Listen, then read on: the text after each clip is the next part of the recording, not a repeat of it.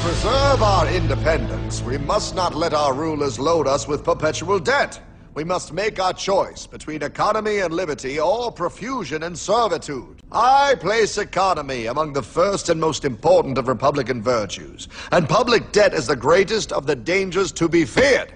It is incumbent on every generation to pay its own debts as it goes. If the American people ever allow private banks to control the issue of their money, first by inflation and then by deflation, the banks and corporations that will grow up around them will deprive the people of their property until their children will wake up homeless on the very continent their fathers conquered.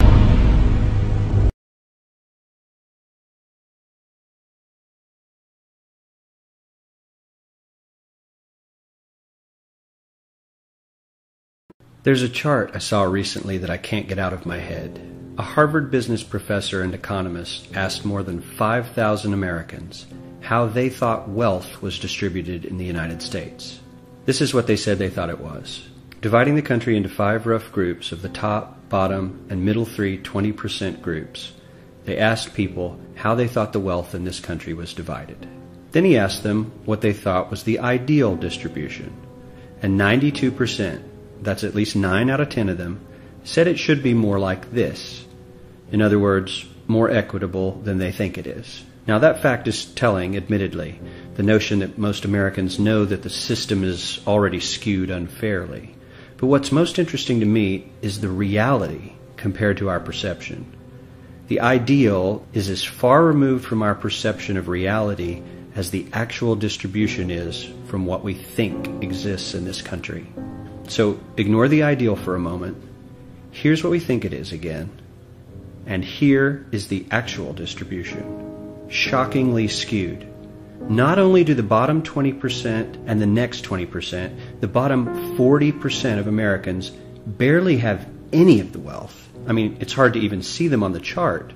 But the top 1% has more of the country's wealth than 9 out of 10 Americans believe the entire top 20% should have. Mind-blowing.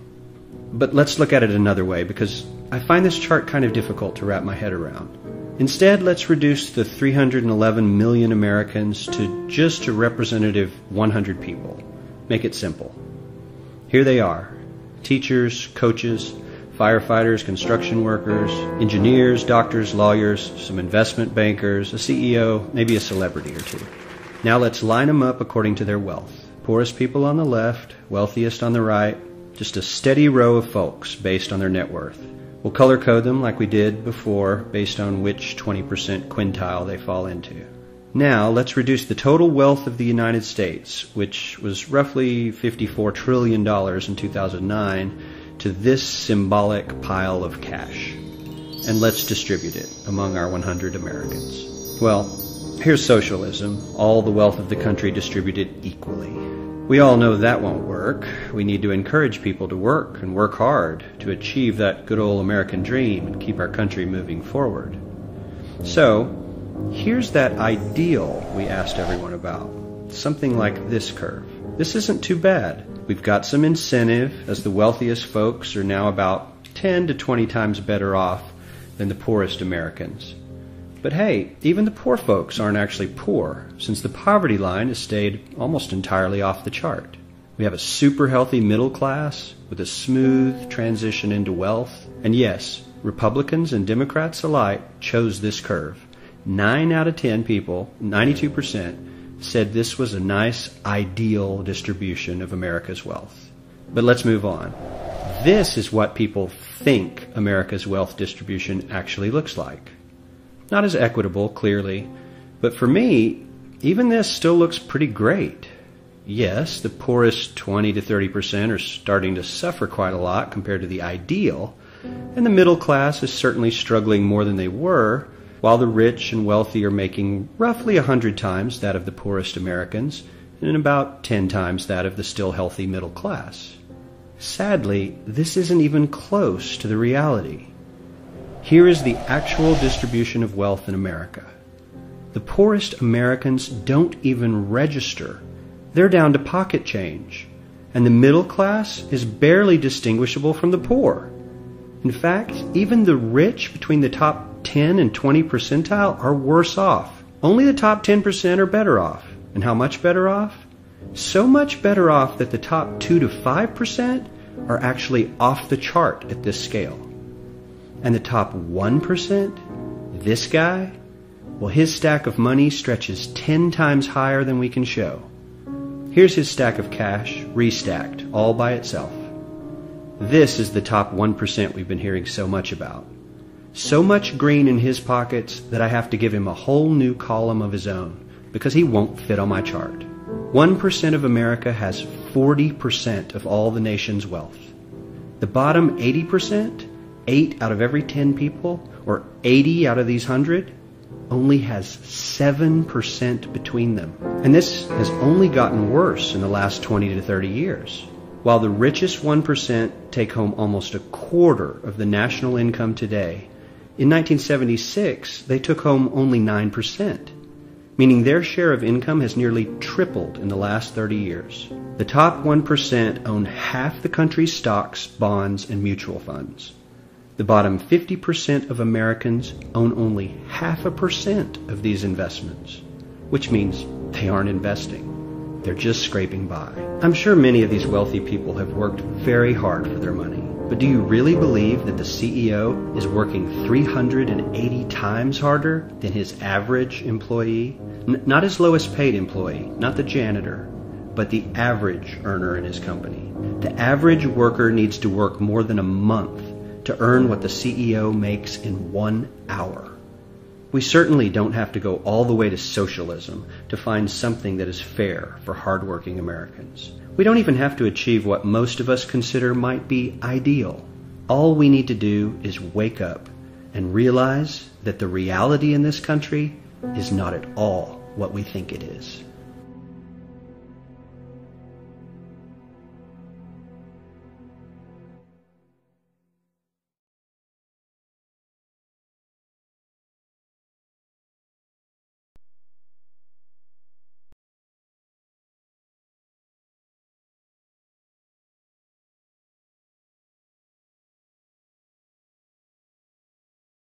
Every human on this planet is enslaved, whether they know it or not.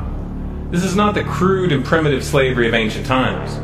It does not rely on whips and shackles to keep the oppressed in their place. These tools have been rendered obsolete by much more sophisticated methods. That most of the enslaved are unaware of their condition and would in fact argue fiercely that they are free is a testament to the effectiveness of these invisible chains. You've heard the expression, money makes the world go round. There's truth in that. Money is the prime motive for human labor in modern civilization. If you want food, shelter, and clothing, you must have money. And unless you're part of that tiny minority that has more money than they could ever spend in their lifetime, then you must work, beg, or steal for that money. That's why you get up in the morning and go to work, even if you hate your job. And that's why the specter of unemployment is more terrifying for most people than the prospect of spending 50 years of their life performing menial tasks within the confines of a fluorescent-lit cubicle. Of course, in Western countries, some are fortunate enough to have pulled away from the brink and do not live in fear that their basic needs will be met, at least for now. And yet they keep spinning the hamster wheel. Why is that? Could it be because money and the bling that it buys have become symbols of status and prestige? Money offers an illusory form of social validation, but even those who are not caught up in distinguishing themselves by how much they accumulate still must acknowledge the social stigma that comes with poverty. The combination of these primal motivators, the need for food, shelter, clothing, and social validation, is a very powerful force. It's enough to drive humans to engage in all forms of activity, even to the point of harming themselves or others in the process. The accumulation of money is therefore an accumulation of social and psychological power, and those who control the creation of money control this power at its source. So who controls the creation of money? Well, in the case of the US dollar, it's not the government. This shouldn't be an earth-shattering revelation. The fact that the Federal Reserve is a private institution owned by a cartel of the world's most powerful banks is quickly becoming common knowledge. Even the mainstream media doesn't deny it at this point. However, the full extent of what this means is only clear when you understand how the banking system really works. And unfortunately, this isn't something we're taught in school. Once you have it explained to you in simple terms, you'll understand why. Every dollar in circulation is loaned into existence by a bank. The process begins with the Federal Reserve when they loan out money to the U.S. government and to other entities. You've probably heard this talked about before, especially in regards to the interest rate on those loans, which the Federal Reserve raises and lowers depending on the economic conditions. But what's never talked about in the mainstream is the fact that the Fed isn't actually loaning out money that they have. They are merely typing those dollars into existence on a computer. You may be inclined to believe that this money is based on some physical backing like gold, but you would be mistaken. The Federal Reserve hasn't owned any gold since the 1930s. The Federal Reserve does not own any gold at all. We have not owned gold since 1934. So we have not engaged in any gold swaps. When the Federal Reserve loans money to the U.S. government gives the Federal Reserve government bonds in exchange. These bonds are simply written promises to pay back the money that was loaned to them with interest through taxation. So to be clear here, the government is taking out a loan from a bank that is creating that money out of thin air, and they're expecting you, the taxpayer, to cover that loan. The absurdity of this arrangement is even more obvious when you realize that up until 1913, the U.S. government created its own money and had no need for a bank to play the part of a middleman. That new money loaned out by the Federal Reserve enters circulation through the banks, accumulates in the banks, and in the end the banks end up holding all the cards. Not necessarily for the reasons you may imagine. Contrary to popular belief, the majority of money in circulation isn't actually created by the Federal Reserve, but rather by the ordinary banks that businesses and individuals use for their checking, savings, and mortgages. How is this possible? Well, like the Federal Reserve, ordinary banks are allowed to loan out money that they don't have. There are, of course, restrictions. Banks are only allowed to loan out 10 times the amount of money that they actually have. So if Wells Fargo has $1,000, they can loan you $10,000, and they expect you to pay back that $10,000 plus interest. This is called fractional reserve banking. 75% of all money in circulation is created in this manner. Now, as bad as this may seem, this is really only the tip of the iceberg. Most banks structure payment plans so that for many years, you're paying almost nothing but interest, and only start paying down the principal gradually. The result of this strategy is that in most cases, you pay far more in interest when you purchase a house than the house itself is worth. So here's the real question. If all money is created through loans, where does the money come from to pay for the interest? Let's say we reset the system to zero, loan $1,000 into existence, and charge 7% interest. We now have a total of $1,000 in the system, but we owe $1,000 plus interest, and that's more.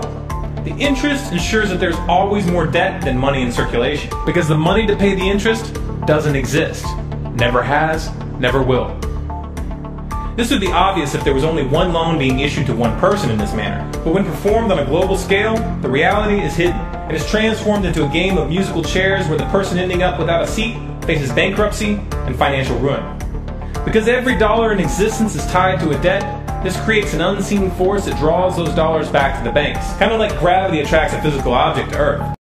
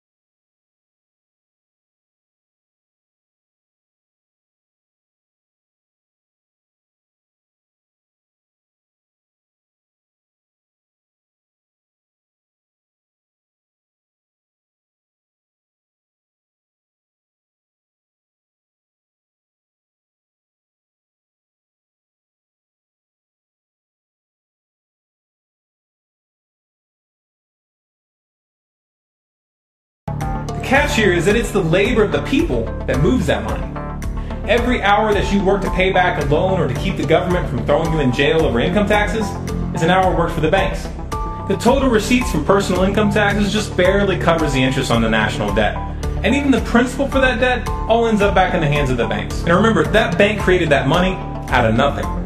Once you understand that the money that banks loan out isn't actually an asset, but is in fact a piece of legal fiction, it should be clear that you're working for these banks for free. This is a cleverly disguised form of slavery. If you manage to pay your monthly payments, then you are a successful slave, and you are allowed to keep the material comforts that come with that status. But if for some reason you fail to make those monthly payments, then the bank or the IRS comes to take your house, your car, and anything else you have of value.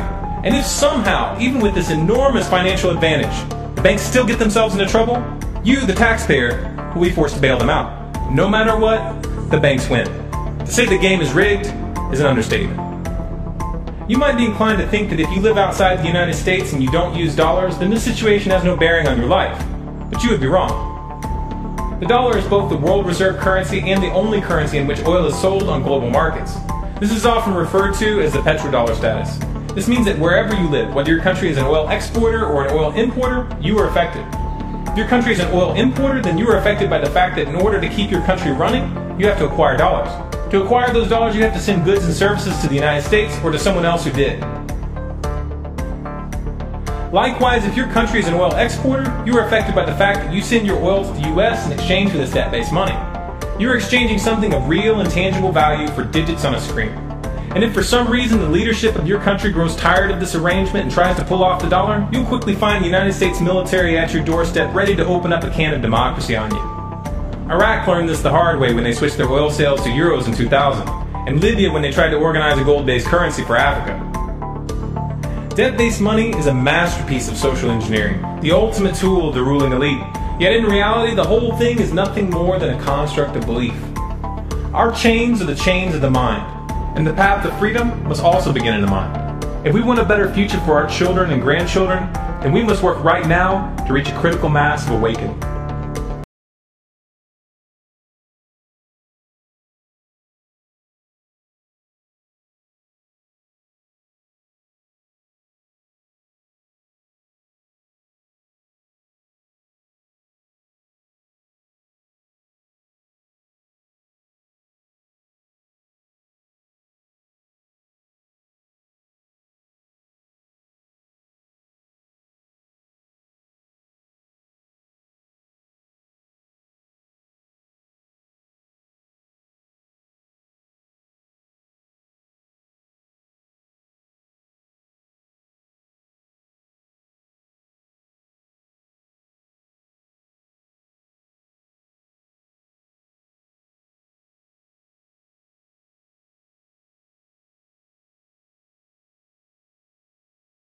Just how rich and powerful is Lord Evelyn Rothschild? Historically, the Rothschild family wealth was hidden in underground vaults. The Rothschilds' secret financial records were never audited and never accounted for. Their family-commissioned biographies give the illusion that their family fortune has dwindled, but researchers estimate their wealth at close to $500 trillion, more than half the wealth of the entire world. Besides their many castles, palace mansions, wineries, racehorses, and exotic resorts, the Rothschilds bought Reuters in the 1800s. Reuters then bought the Associated Press, which selects and delivers the same news stories to the entire world, day after day. They have controlling interest in 3 major television networks and easily avoid media attention since they own it. They also fix the world price of gold on a daily basis and profit from its ups and downs. Over the centuries, the Rothschilds have amassed trillions of dollars worth of gold bullion in their subterranean vaults and have cornered the world's gold supply. They own controlling interest in the world's largest oil company, Royal Dutch Shell. They operate phony charities and offshore banking services where the wealth of the black nobility and the Vatican is hidden in secret accounts at Rothschild Swiss banks, trusts, and holding companies. Although Evelyn Rothschild looks like a harmless gray-haired old man, make no mistake about it, Rothschild and his ancestors have handpicked presidents, crashed stock markets, bankrupted nations, orchestrated wars, and sponsored the mass murder and impoverishment of millions.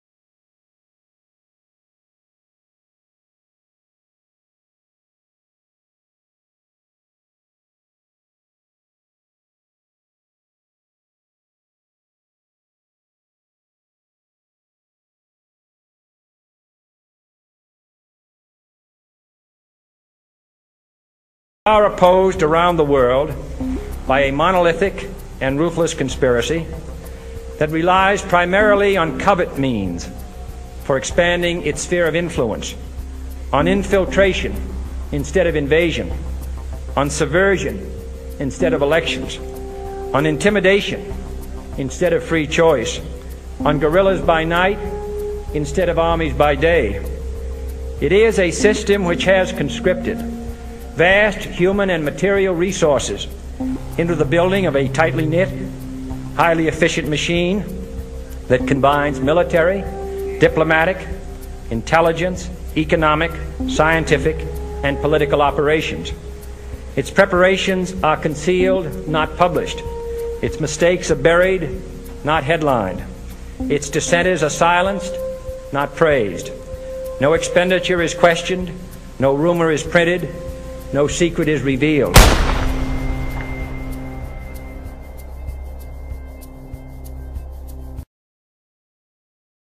On June 4, 1963, President Kennedy signed Executive Order 11110. This executive order empowered the U.S. Treasury to issue real money without the Fed. It would have worked. Kennedy's plan to dismantle the Federal Reserve machine had begun. 6 months later, John F. Kennedy went to Dallas and never returned. No way they could do that! The new president, Lyndon Johnson, threw out Kennedy's order. And since JFK, no president has dared confront the secret powers behind the Federal Reserve.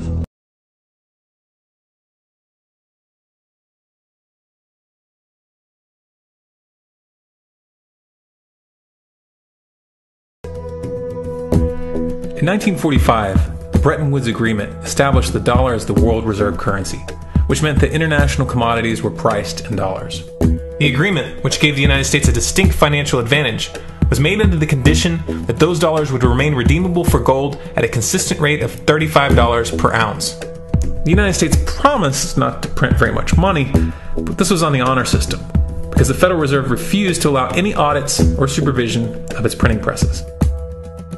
In the years leading up to 1970, expenditures in the Vietnam War made it clear to many countries that the U.S. was printing far more money than it had in gold. And in response, they began to ask for their gold back. This, of course, set off a rapid decline in the value of the dollar. The situation climaxed in 1971 when France attempted to withdraw its gold and Nixon refused. On August 15th, he made the following announcement. I have directed the Secretary of the Treasury to take the action necessary to defend the dollar against the speculators. I have directed Secretary Connally to suspend temporarily the convertibility of the dollar into gold or other reserve assets, except in amounts and conditions determined to be in the interest of monetary stability and in the best interest of the United States.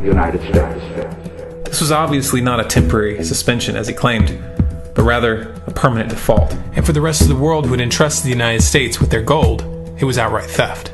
In 1973, President Nixon asked King Faisal of Saudi Arabia to accept only US dollars as payment for oil and to invest any excess profits in US Treasury bonds, notes, and bills.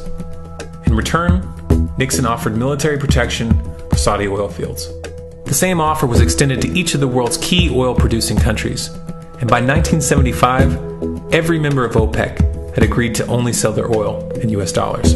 The act of moving the dollar off of gold and tying it to foreign oil instantly forced every oil-importing country in the world to start maintaining a constant supply of Federal Reserve paper. And in order to get that paper, they would have to send real physical goods to America. This was the birth of the petrodollar.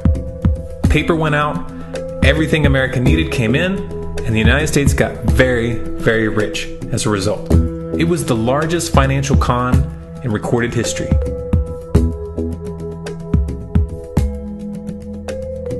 The arms race of the Cold War was a game of poker. Military expenditures were the chips, and the US had an endless supply of chips. With the petrodollar under its belt, it was able to raise the stakes higher and higher, outspending every other country on the planet, until eventually US military expenditures surpassed that of all other nations in the world combined. The Soviet Union never had a chance. The collapse of the communist bloc in 1991 removed the last counterbalance to American military might. the United States was now an undisputed superpower with no rival. Many hoped that this would mark the beginning of a new era of peace and stability. Unfortunately, there were those in high places who had other ideas. Within that same year, the U.S. invaded Iraq in the First Gulf War.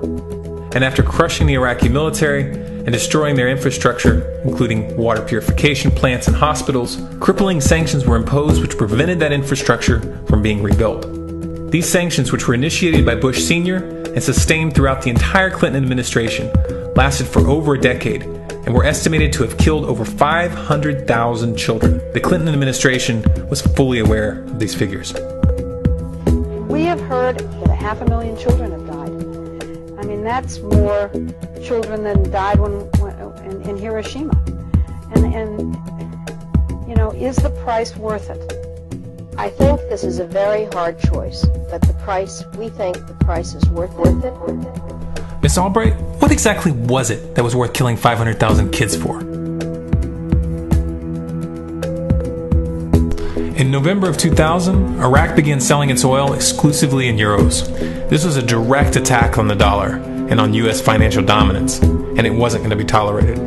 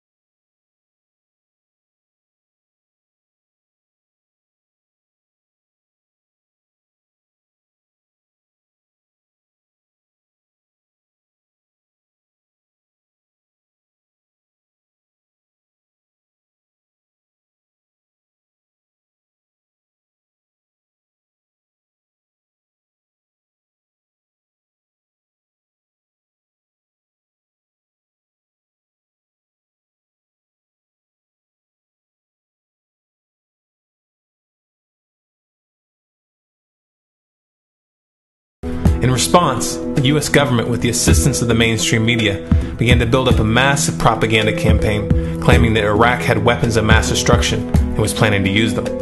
In 2003, the U.S. invaded, and once they had control of the country, oil sales were immediately switched back to dollars.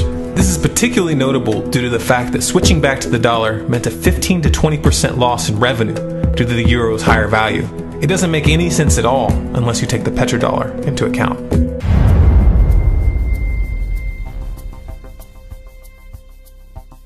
Colin Powell, who led the charge to war with Iraq by presenting false evidence to the UN in 2003, is also currently on the CFR Board of Directors.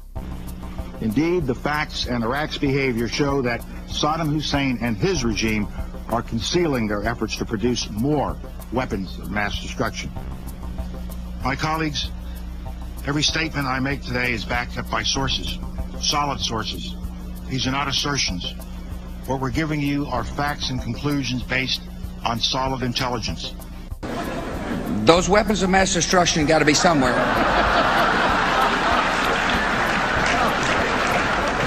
Nope, no weapons over there.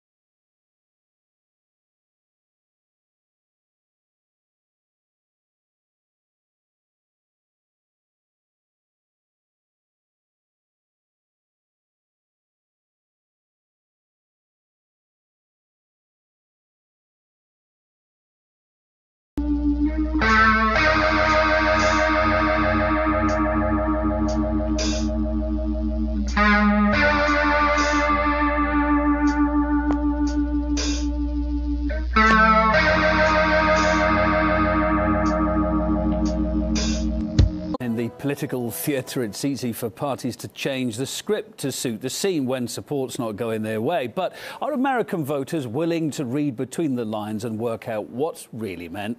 Artism Report Naya tries to find out.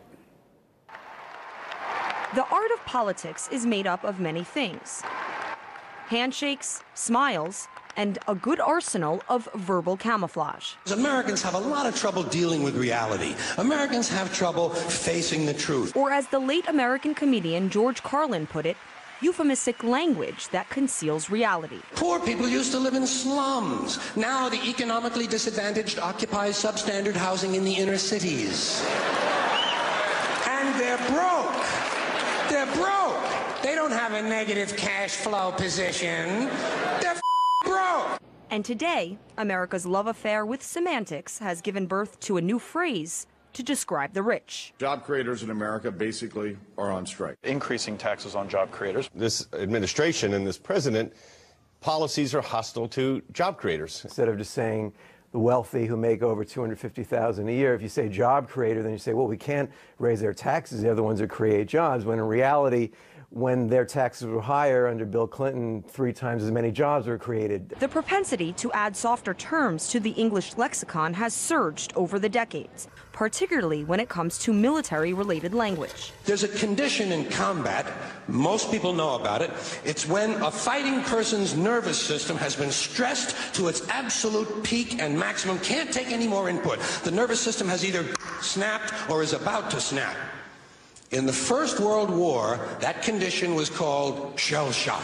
Today, the same condition is known as an 8-syllable hyphenated phrase void of any emotion. Post-traumatic stress disorder. The aftermath of war includes post-traumatic stress disorder. Yeah. For those of you suffering from PTSD, when it comes to war is where you have the most damaging euphemisms, like when instead of saying innocent civilians were killed, in a drone strike, you say there was collateral damage. Collateral damage, which to me is the worst expression. No, it's innocent men, women, and children were killed. And collateral damage sounds like a real estate transaction. Allied soldiers shooting each other has become known as friendly fire. Kidnapping and transferring a terrorist suspect is called extraordinary rendition. And the torture America's war prisoners might endure is referred to as enhanced interrogation. In most cases, these new words are used by people trying to define an argument or frame it in a way that will support the position that they're advocating.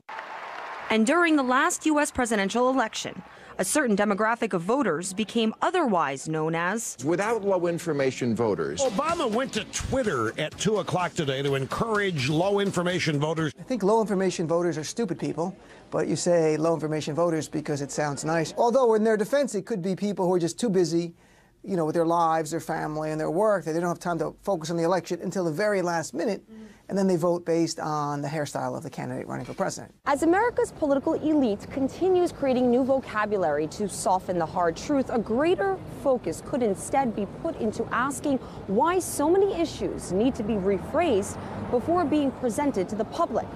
George Carlin created comedy about the strategy, but it was George Orwell who first coined a term for it: Newspeak. Reporting from New York, Marina Portnaya, RT.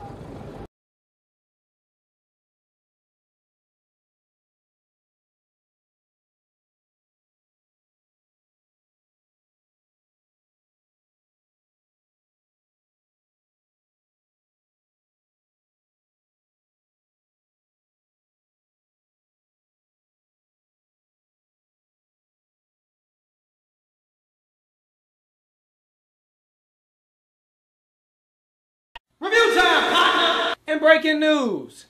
To all of you who don't like conspiracy theorists, all of y'all who don't like truthers, who want to call truthers crazy, your fun is over. Those days of you having the illusion of credibility are over.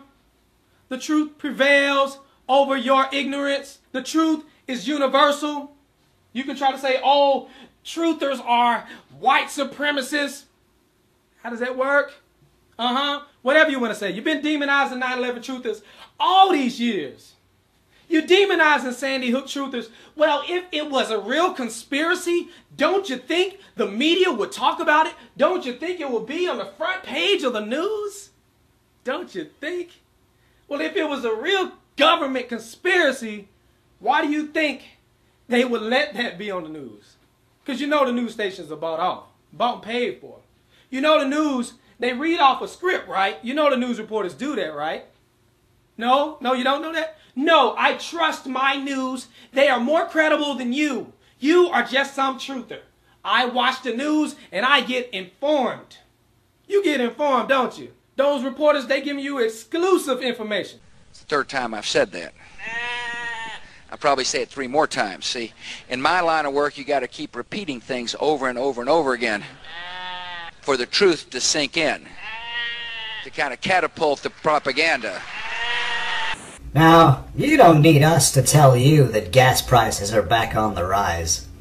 Well, if you filled up your gas tank lately, then you don't need us to tell you that gas prices are back on the rise. You don't need us to tell you that gas prices are back on the rise. You don't need us to tell you that gas prices are back on the rise. You don't need us to tell you that gas prices are back on the rise. You don't need us to tell you that gas prices are back on the rise. You don't need us to tell you that gas prices are back on the rise. You don't need us to tell you that gas prices are back on the rise. And you don't need us to tell you that gas prices are back on the rise. You don't need us to tell you gas prices are back on the rise. You don't need us to tell you that gas prices are back on the rise. You don't need us to tell you that gas prices are back on the rise. You don't need us to tell you gas prices are back on the rise. You don't need us to tell you that gas prices are back on the rise. You don't need us to tell you gas prices are on the rise. I know.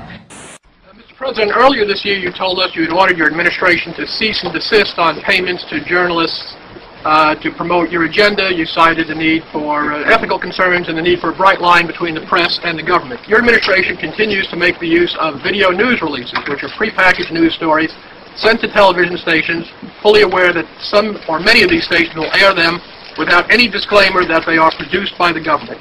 Comptroller General of the United States this week said that raises ethical questions. Does it raise ethical questions about the use of government money to produce stories about the government that wind up being aired with no disclosure that they were produced by the government? There is a Justice Department opinion that says these pieces are within the law so long as they're based upon facts, not advocacy. And I expect our agencies to adhere to that ruling, to that Justice Department opinion. This has been a long-standing practice of the federal government to use these types of videos. Agricultural Department, as I understand, has been using these videos for a long period of time. The Defense Department, other departments have been doing so. It's important that they be based upon the guidelines set out by the Justice Department. Now, I think it'd be helpful if local stations then disclose to their viewers if that's, that this was based upon a factual report and they chose to use it. But evidently in some cases that's not the case. So anyway. To guarantee that's happening by including that language in the prepackaged report. Yeah, I don't, look, oh, you mean a disclosure on George W. Bush and I?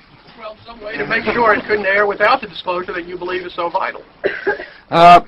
Ken, I mean, there's a procedure that we're going to follow, and the local stations ought to, if there's a deep concern about that, ought to tell their viewers what they're watching.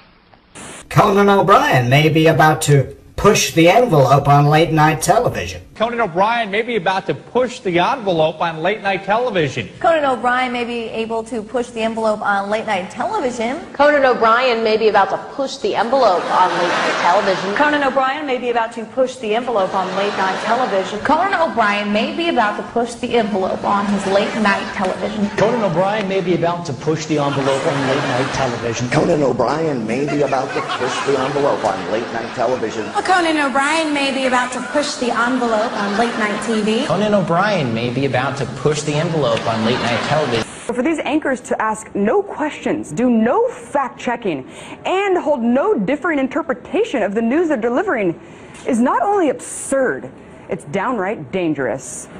certainly there were commentators and others, pundits at Fox News that were helpful to the White House. And certainly, yeah, certainly we got talking points to those people. Call Sean, call Bill, call whoever. Did you do that as a regular thing? It wasn't necessarily something I was doing, but it was something that we at the White House, yes, were doing, and getting them talking points and making sure they knew where we were coming from. So you were giving them talking points. But I would separate the journalists. That's important. Yeah. You were using these commentators as your spokespeople.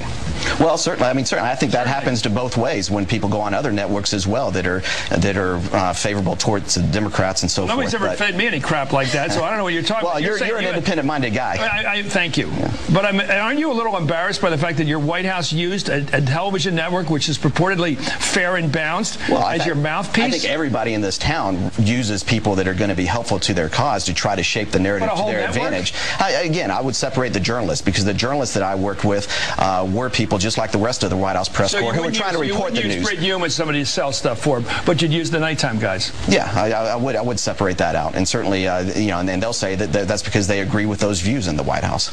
Well, they didn't need a script, though, did they? Well, probably not. Economic factors may take some spring out of the Easter Bunny's step this year.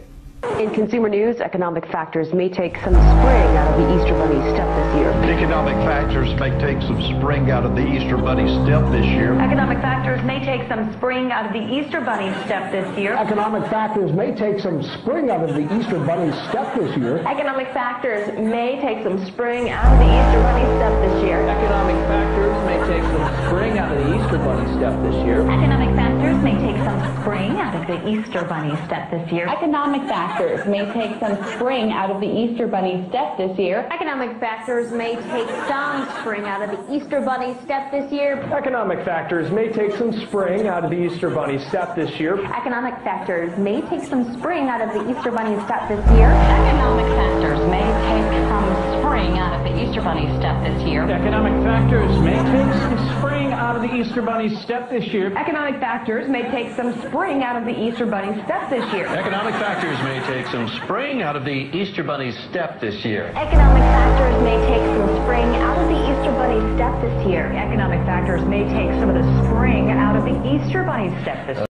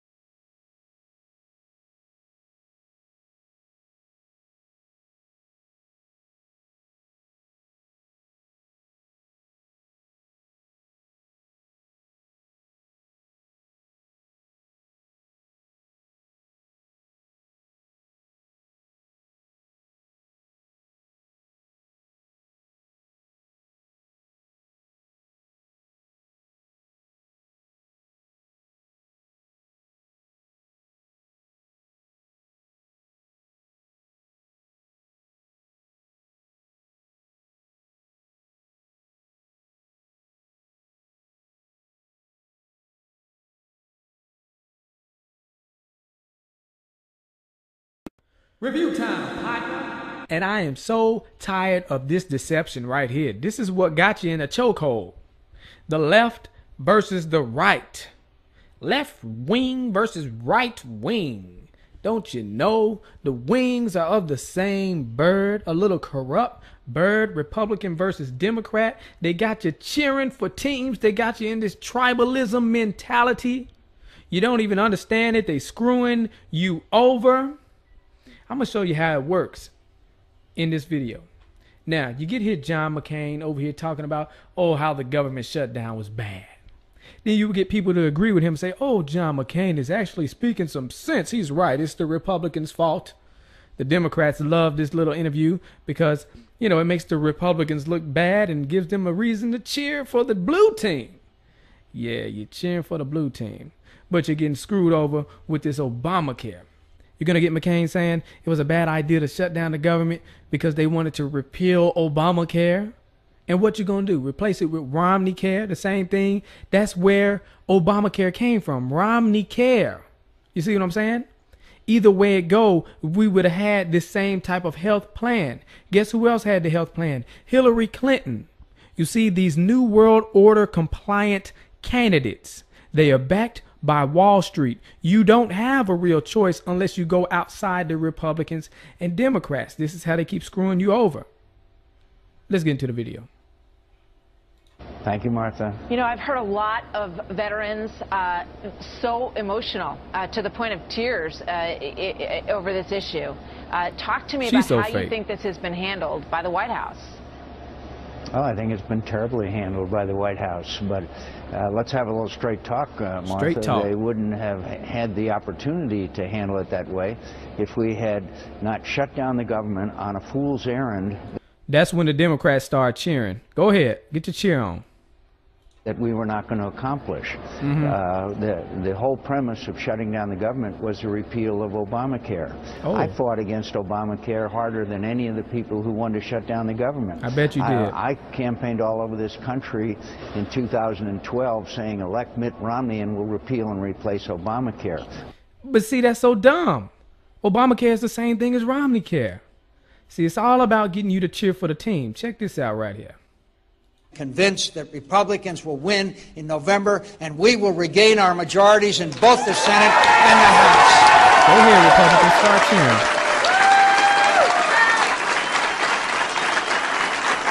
Why are you blinking like that? Well, stop blinking like that. What's your problem? And we will win House seats right here in Arizona. We will lead in Arizona. Can you get to the point? This uneventful speech. And when we do, we will stop the out-of-control spending and tax increases and repeal and replace Obamacare. And they cheering.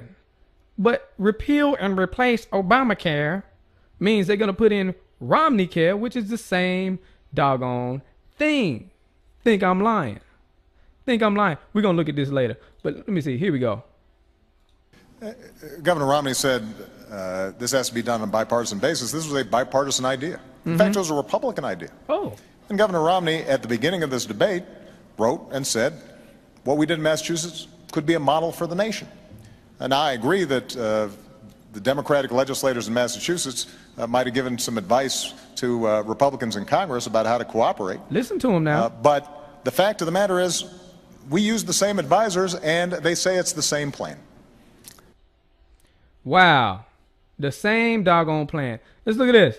There are some terrific Republican ideas. Mitt Romney in Massachusetts has initiated mandatory insurance so that everybody has to buy in, but then the government helps out those who can't afford it. Those kinds of bold initiatives, I think the Democrats have to put forward bold as heck. If, in fact, we can credibly claim that we can run the country and not simply criticize on the sidelines. Now, this is key. This is in 2006. You see, he's praising this individual mandate, too. It's funny he's doing that. So either way it go, we would have had this Obamacare, Romney Care plan. But remember, I said Hillary ran on that plan as well. Obama didn't seem to like the individual mandate. That's how he got elected. Well, one of the reasons that made him look good, because he said he wasn't for individual mandate. Let's check it out right here. Didn't represent her properly. They misrepresent her. Did they, and what do you say about that? Well, obviously, I think that they represented her position properly, which is that she supported in the past NAFTA, which has been pretty hard on Ohio. And we've had an ongoing discussion about health care. Both of us want to provide health care to all Americans. There's a slight difference, and her plan is a good one, but... Slight difference. This is the slight difference he's talking about. Check this out. She mandates that everybody buy health care. She'd have the government force every individual to buy insurance. Which is what Obamacare is. And I don't have such a mandate because I don't think the problem is that people don't want health insurance. It's that they can't. No, I don't want it. I don't want health insurance. Afford it. So I focus more on lowering costs. And this is a modest difference, but it's one that she's tried to elevate arguing that because I don't force people to buy health care that I'm not insuring everybody. Well, if things were that easy, I could mandate everybody buy a house, and that would solve the problem of homelessness. It doesn't. Uh-oh, watch out, y'all. He might do that next. So there you go. Obama with his lying self. Y'all need to stop with this. You're over here arguing, acting like you're against Obamacare, you Republicans. And they're talking about repeal and replace Obamacare with the same thing. What the heck is your problem? Get out of this tribalism mentality. And people who would say, oh, we need Hillary Clinton. Well, she down for the same plan. It's the same thing. It's the same scheme. And why in the heck do we have a president who not only tries to sell us on a product, but forces us to buy it and penalizes us if we don't? Precisely because the product is good. I want the cash registers to work. I want the checkout lines to be smooth. So I want people to be able to get this great product.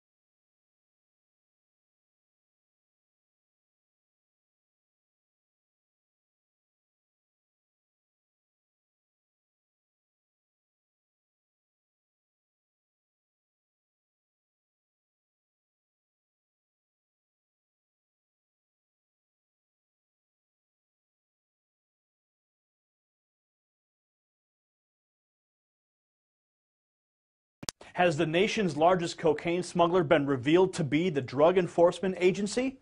Well, for decades, it's been rumored that the United States government was secretly sponsoring the smuggling of cocaine into the country. Federal officials have long denied such speculation, pointing out the billions of dollars spent intercepting drugs. Newly released documents and testimony from Justice Department and DEA officials now show the stories of government running cocaine are in fact true. An investigation conducted in Mexico found the American government allowed that country's largest drug cartel, Sinaloa, to operate without fear of persecution. That group is estimated to be responsible for 80% of the cocaine coming into the United States through Chicago. In exchange, the leaders of Sinaloa provided the Drug Enforcement Agency in Washington, D.C. information on their rival gangs. The drug cartel working with the federal government is run by Joaquin El Capo Guzman. He is considered to be the world's most powerful drug trafficker. And in addition to Chicago, his group also maintains cocaine operations in several major cities around the nation. Written statements were provided to a U.S. district court in Chicago confirming the alliance between the DEA and Mexico's largest cocaine cartel. The written testimony, combined with other evidence, shows the Drug Enforcement Agency officials met with leaders of the Sinaloa cartel more than 50 times between 2000 and 2012. This would mean DEA-authorized drug smuggling goes back to at least the beginning of the George W. Bush administration and continued for a year under Barack Obama. One of the group's leaders, Vicente Zambada Nivela, claims that the American government also sent military-grade weapons to the Sinaloa cartel. According to the latest revelations, it was these weapons which were part of the Fast and Furious scandal. Automatic firearms, which disappeared during that operation, led by Eric Holder, were used to kill U.S. border agents. This latest evidence and testimony points towards a massive scandal involving both Republican and Democratic administrations. At the very best, this provides the best evidence so far that the federal government was sponsoring the smuggling of billions of dollars of cocaine into the United States. Worse still, weapons purchased for the United States military have been sent to the cartel and used to kill American agents. Those actions transcend any party politics, and the jury's still out. We'll follow the story and bring you the latest.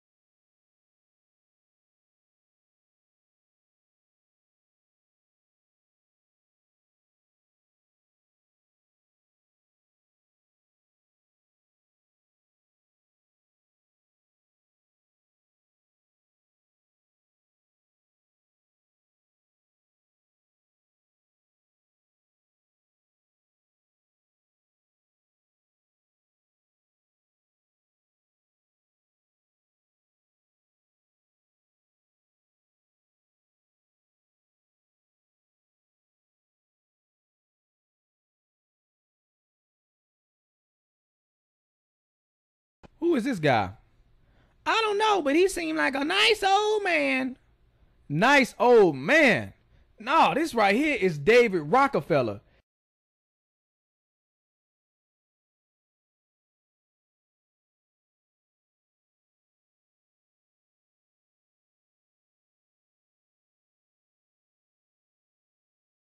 This guy right here, you need to do some research on David Rockefeller. Feel free to do that whenever you get a chance. But people who know about this man right here, they know he is nothing but trouble. Rockefellers, come back. We don't want your new world order, you know? Leave Chile right now. Leave Chile. You are not... You're killing a lot of people. You're killing a lot of people. Leave here. Leave Chile right now. Leave Chile. Leave Chile. We don't want your world government. Leave Chile right now. Leave Chile, okay? Leave Chile. Your family is the most disgusting in the world, you know? Leave here. Leave. You also, you're a traitor to Chile. Mr. Agustin Edwards, you're a traitor to Chile, okay? You're a traitor to Chile. What you're doing right now, okay? Okay? Okay? You know everything. You know everything. You're participating with him. You're participating with him in this. Your world government will fail, okay? You heard what the man said. Leave Chile. Why was that man so mad at him? You want to know why? Because he knows the Rockefeller family is for the New World Order agenda. What is the New World Order agenda? Well, that is the plan of this secretive elite, this cabal, to bring about a one world government. And not only a one world government, but a one world currency. And not only a one world currency, but a one world religion to glue it all together, which would mean they would have total control. These small amount of people controlling the whole world has never happened before. What else is going on? Well, depopulation. These guys push for depopulation in third world countries. You can see here Henry Kissinger. Depopulation should be the highest priority of U.S. foreign policy towards the third world. So what they're doing is systematically killing off large populations of third world countries, and they're working to bring America to third world country status. They control the banks. They control the money. They will do it. That is their plan. And eventually they want to have the population down to an amount where they can control all the people. But you know what? You don't even have to take my word for it. I had a friend, Nick Rockefeller, okay, who was one of the Rockefeller family. And he, when I was running for governor in Nevada, he came to me, introduced himself to me through an attorney. And we became friends. We started talking about things. And I learned an awful lot from Mr. Rockefeller. And one of the things that we used to talk about was the ultimate plan of the banking industry, what they wanted to accomplish. And the goals of the banking industry, not just the Federal Reserve System, but the private banks in Germany and England, all over Italy, all over the world, they all work together. They're all central banks. And they're all part of the Communist Manifesto.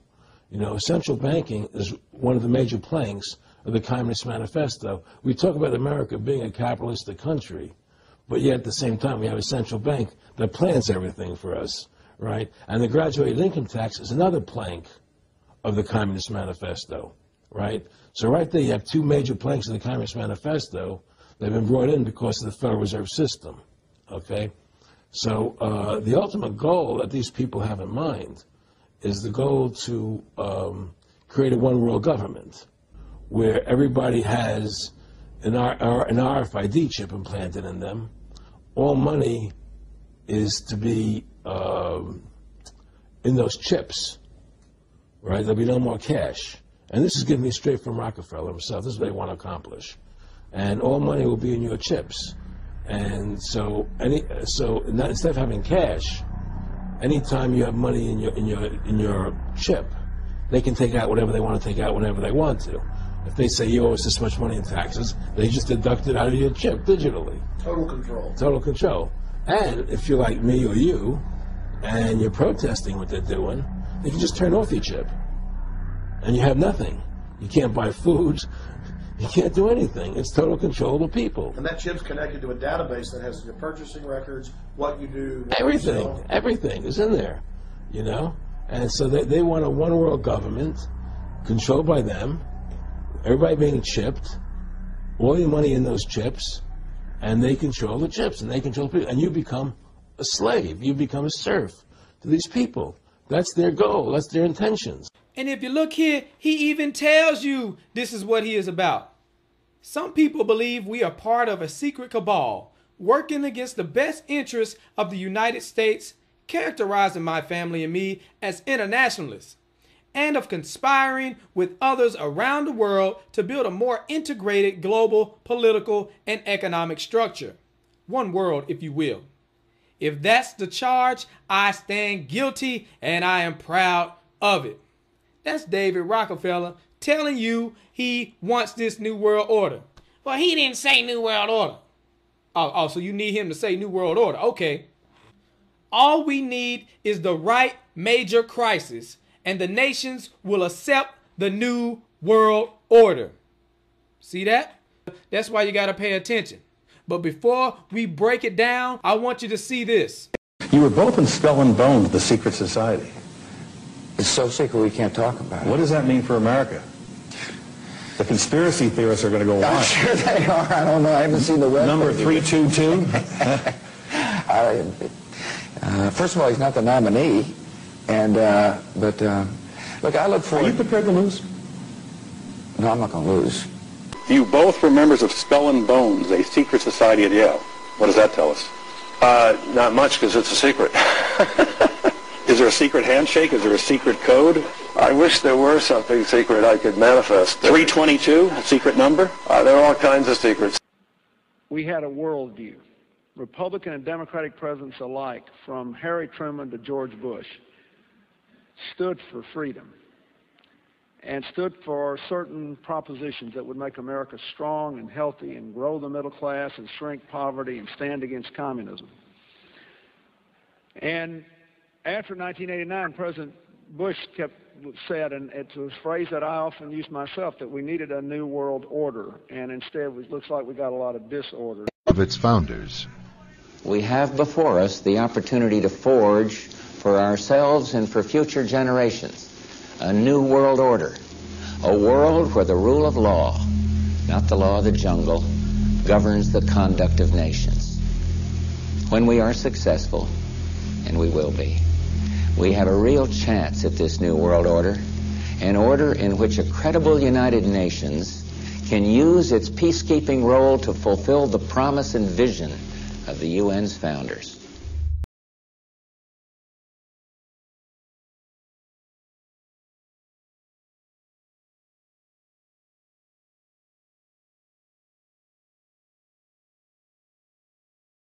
If you go outside the city of Atlanta, go east about 60 or 70 miles to the town of Elberton, and then go north on Highway 77 about 10 miles, you'll find off to the right what's called the Georgia Guidestones. It looks kind of like Stonehenge, these big, huge granite rocks set up there. This was done by a guy, we have a pseudonym, came in, paid cash, had this company set these things up in 1980. He called himself R.C. Christian, but that's not his real name. It says right on the stones, a pseudonym, false name. On these Georgia Guidestones, it gives the 10 Commandments for the New World Order. 10 Commandments for the New World Order. The first commandment was to maintain humanity under 500 million. I went there and looked at those things and said, now, hold on a minute. Today's population is 6 billion. They want to maintain humanity under 500 million. Looks like a lot of people got to die for their plan to work, which is, by the way, the plan.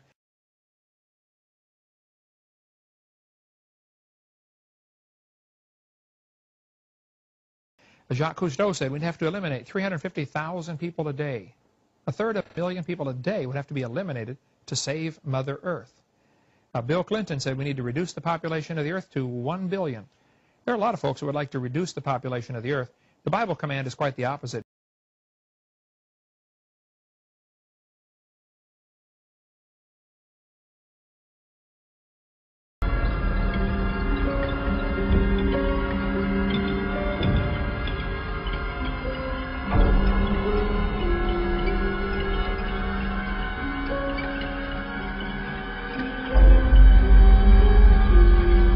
America's place in the new world order should be? It's always been seen as the global policeman. But as you said before, you know, it's hard to see with all these military conflicts where the winner and loser lies. What should America be doing I think globally? The global policeman should be the United Nations. And I don't think we should need one. I think we should use courts the way we do in civilian life. It's time to put war and conflict, armed conflict behind us and move on and start acting like civilized, educated human beings. Oh, you're so civilized, Ted. Let's look at your quote. A total population of 250 to 300 million people, a 95% decline from present levels would be ideal. That's Ted Turner, founder of CNN and New World Order supporter. You see, he donated $1 billion to the United Nations. This man is down for the depopulation agenda. He wants a one-child policy for 100 years, yet he got 5 kids. And you got to pay attention, because these jokers will tell you that they selling out. And they do that just so it'll go over your head. So you'll be like, oh, well, they didn't really mean that. They're just being sarcastic. It's not that serious. But then at the same time, people be like, oh, well, I ain't gonna believe that unless they tell me. He telling you right here. So we get Shaq admitting to the whole world that he's a Freemason and he is proud of it. What is going on there? That's a ring of my profession. You don't know nothing about that. Okay, well, can we get a close-up on that? There it is. What? You don't know nothing about What is the profession? Yeah, which profession are you talking about? Woo, that man so happy. Is it a legal profession? Of course it's legal. It's a ring of my profession. I'm trying to read it. Okay. It's too many diamonds. He's like, yep, I'm a Freemason. And ain't nothing you can do. Mason, are you a Mason? Of course. And all them jokers around him know what's going on. And the secret ceremony. Well, you might as well put your pinky out when you drink the drink. Put your pinky out. You know, in the secret ceremonies with the Stop it. candles and the Everyone wears. Anyway, the Clippers. The Clippers. ring, but that is impressive, Mr. O'Neill. I don't have a championship. Anyway, so the Clippers. Oh, yeah, I have 4. Two, exactly. Those he doesn't wear. Those he doesn't wear. The Clippers. Yeah. As I was blinded by success. Look at that man right there. That's impressive. I'm blinded by success. See, they know what the deal is when you a Freemason. You know, they get all these movie roles and all these deals. Matter of fact, Shaq was on Grown Ups 2. It was one of the worst movies I have ever seen. Oh my gosh. Terrible. Anyways, he on there. There go your boy Shaq. Shaq's a Freemason. Bring it right back to David Rockefeller. All we need is the right major crisis and the nations will accept the new world order. So they're going to bring out a problem and then they are going to offer a solution. One of their plans is to devalue the dollar so that it barely has any buying power. So then you go to the store, you can barely buy anything. You see the food on the shelf, but you can't afford it. What happens then? People start going crazy. People start to panic. Then people start robbing each other. People start killing each other. So then we need to bring in the police state. Oh, we're asking the government for help. And surely they are here to bring the order out of chaos. But it's not just any order. It is the new world order. And not only that, but they're going to bring about a one world currency to replace the old currency. And then they're going to bring it into a cashless society where you got to get the chip. All your money being on the chip. And also to glue it all together, the one world religion. Where these sellouts come to play, they are New World Order compliant. They are here to sell you the agenda. They're going to let you know how cool it is to get a microchip in your arm. Some of y'all might think it's cool, but I know a lot of y'all don't like this type of stuff. So I'm just making sure you are aware of their agenda.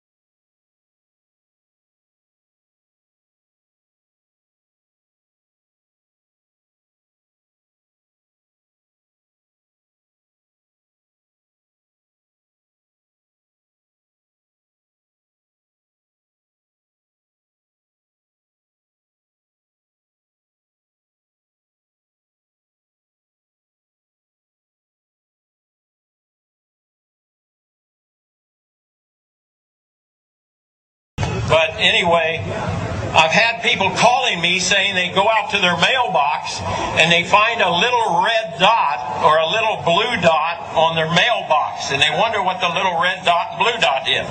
Well, it's marking your mailbox by the government, so when foreign troops come in here on us after martial law, if you have a red dot on your mailbox, they take you out immediately and shoot you right in the head. But if you have a blue dot, they take you to the FEMA camps being built by Halliburton right now to house 50 million Americans. They're building enough concentration camps in America by Halliburton that Cheney's getting rich off of, Vice President Cheney's getting rich off of, to put those with the blue dot on your mailbox in those concentration camps. Now, if you go out and you find a pink dot on your mailbox, that means that they believe you'll be a good slave and you're going to go along with the program and serve our international Antichrist masters. So watch for that dot.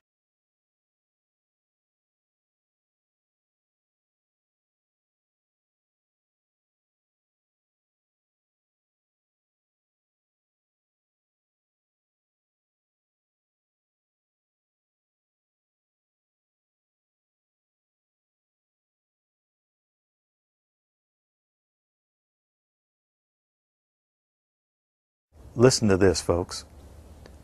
I was pulled to the side road, which was a new cut gravel dirt road in front of a business, a builder supply business. And the right side of the road was filled with, which I thought was portable toilets. I never looked at them that close. Same in color, maybe black, but which was an odd color. And I asked him about the field of black boxes. What were they? Because I'd never seen anything like that. And his statement was that if he told me, I would be one of few people in Madison, Georgia that knew about them. And he says they're disposable coffins, I believe he told me. And he says there's 100, at that time he said there was 125,000 there.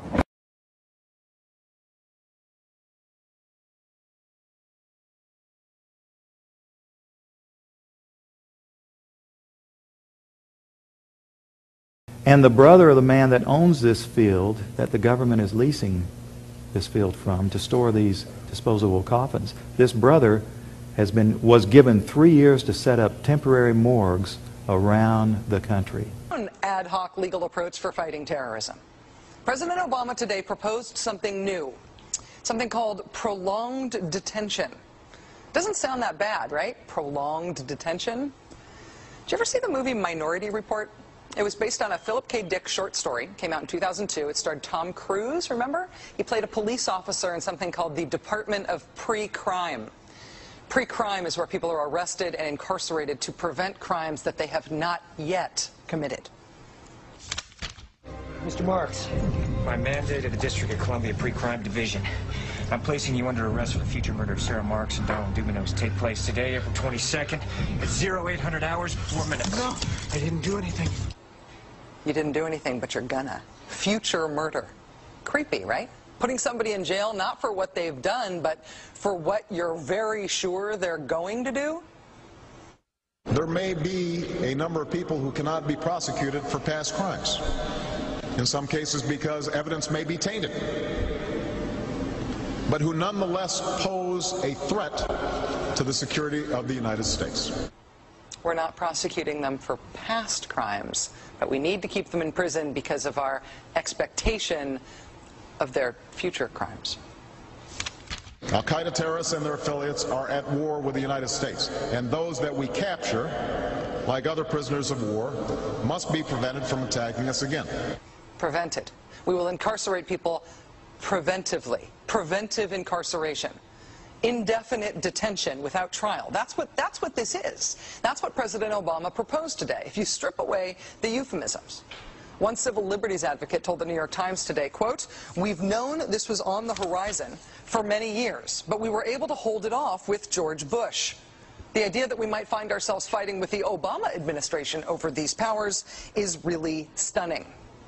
And it is stunning.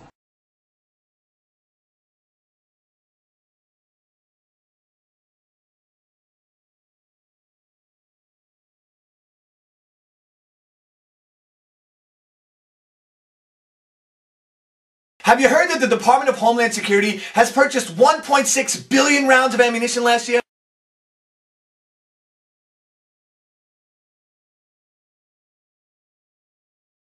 I mean, that's got to cost millions and millions of dollars. Correct me if I'm wrong, but isn't this country broke? I mean, you turn on the TV, you hear how we're laying off air traffic controllers, how people are going to die because of it. I mean, Harrison Ford is in a tizzy, and we're spending this much money on bullets? Do you know that 1.6 billion rounds of ammunition is enough to fight a 20-year war and still have bullets left over? My question is, who is the Department of Homeland Security planning to shoot? Do you realize that over the past couple of months, our government has tried to pass bills through Congress allowing them to arrest American citizens without due process, allowing them to kill American citizens without due process? And it's got the 5 regions for the FEMA camps, and it talks about barricades and barbed wire and armed guards, and it says that they built the camps and that now they need to get ready to staff them, and that they need to be ready within a 72-hour period. And so I want to challenge everybody to call their friends and their families now and realize that the new economy is to put tens of millions of people, we already have the biggest prison population in the world, in this archipelago, this giant chain of facilities all over the country. The following video details the contents of a Department of Defense document entitled Internment and Resettlement Operations, also known as FM 3-39.40. The document is 325 pages long and it is signed by Joyce E. Morrow, Administrative Assistant to the Secretary of the Army. It was created in 2010, however, has just been recently leaked to the public via the internet and can now be downloaded from multiple sources. In the description below, you'll find a download link for the document. I strongly encourage you to download it yourself and to verify everything that's being said here. The document outlines military procedures for internment and resettlement of civilians, and it describes the layout and the administration of these internment camps. It clearly states on page 38 that it applies within U.S. territory, and it specifically addresses the detainment of U.S. citizens, as is indicated by the identification procedures for new prisoners on page 146, which states that social security numbers are to be recorded alongside their photograph and fingerprints. Included in the list of organizations which may be involved in these internment operations are the Department of Homeland Security, FEMA, the Department of Defense, and the United Nations. On page 56, the document outlines the responsibilities of psychological operations officers within the camps, among which it states that a PSYOP officer develops and executes indoctrination programs to reduce or remove antagonistic attitudes and identifies political activists. On page 281, the document goes into more detail regarding the role of psychological operations within the camps, specifically in regards to pacifying the population and ensuring cooperation. On page 238, it gives the conditions for the use of deadly force in such camps. Among the justifications for lethal force, it includes to terminate an active escape attempt. That point right there should make it clear that these camps are not benevolent disaster relief type facilities. On page 244, the document calls for the use of snipers during riots to, quote, scan a crowd and identify agitators and riot leaders for apprehension and fire lethal rounds if warranted. On page 260, it shows the basic layout for a facility focusing on detainment. It is depicted with interrogation areas, tribunal areas, and mortuaries. Each detainment facility is designed to hold 4,000 prisoners, and they are depicted with multiple levels of barbed wire separating compartments within the facilities, with a double barbed wire fence enclosing them, and watched over by 24 guard towers. On page 261, the document depicts the layout for what they call civilian resettlement facilities, which are designed to house 8,000 people. Though it uses the word resettlement, the plans show multiple levels of barbed wire dividing the sections of the facility, with double barbed wire fencing on the outside, as well as 16 guard towers. On page 262, the layout for facilities designed for what they call non-compliant prisoners is shown. These camps are designed to hold up to 300 prisoners, they have 3 interrogation centers, and are guarded by 13 guard towers. Now, if there's any question whether these plans are active or just theoretical, this should be settled by the fact that the U.S. Army has been running ads for job positions in these camps since 2009, and apparently, they're still hiring. Once again, if you look in the description, you'll find all the links you need to verify this information. It's important to note here that this document was created in 2010, which was under the Obama administration, and it predates the NDAA of 2012, which authorized military detainment of U.S. citizens. This clearly shows a long-term agenda at work.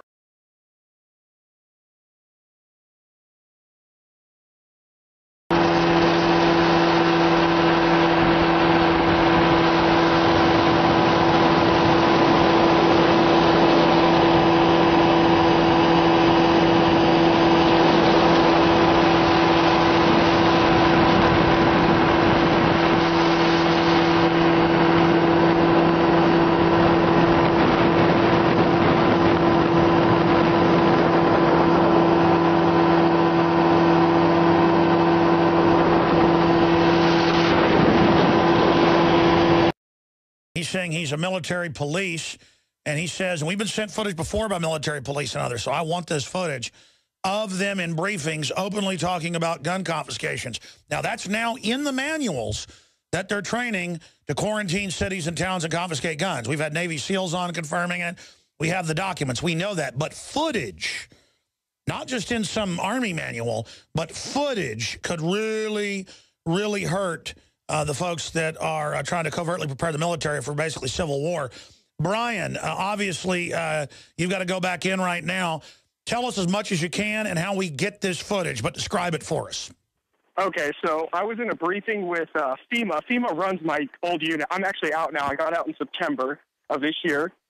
They were talking about suspension of the Constitution, Second and Fourth Amendment rights being taken away, and I openly asked him, are we going to take guns? He says no, but he says they will. It's clearly on the video. They will, talking about the FEMA guys with us. So that's the gist of the video. You could, I'm filming the floor because it kind of startled me when they said that they're going to suspend the Constitution under martial law, which is pretty scary to me. Essentially, yeah, we pretty much at that time, your Second Amendment, or all your rights, First Amendment rights, pretty much everything is at that moment just interrupted. So you said that martial law suspends their Second Amendment, so I'm not going to, but would you say we would take weapons from people? Yeah, that's what they do. Yeah.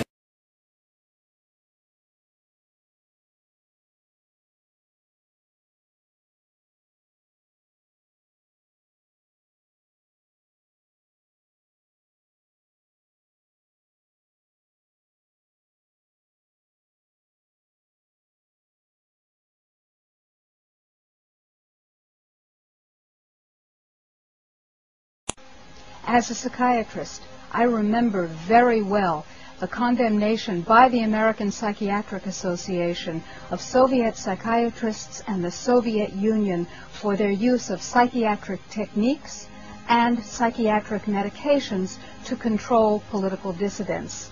Sadly, shockingly, we in the United States have become those same oppressors. We now have a policy as exemplified by the FBI brochure from the Phoenix Office on Counterterrorism, which says people who are defenders of the U.S. Constitution against federal government and the UN, and make numerous references to the U.S. Constitution, should be monitored as potentially murderous and fanatical terrorists. By extension, should be considered mentally unstable. Under the new Freedom Commission, mentally unstable people must be medicated on a compulsory basis with lethal and untested but very profitable psychiatric medications.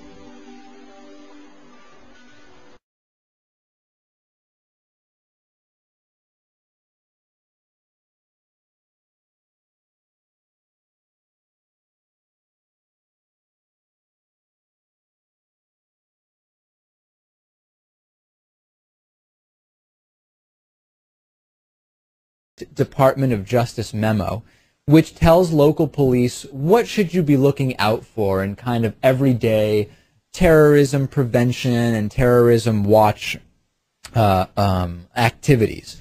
And one of the things that is considered a potential terrorist risk is individuals who harbor doubts about the official story regarding 9/11. The memo adds 9/11 official story skeptics to the growing list of targets.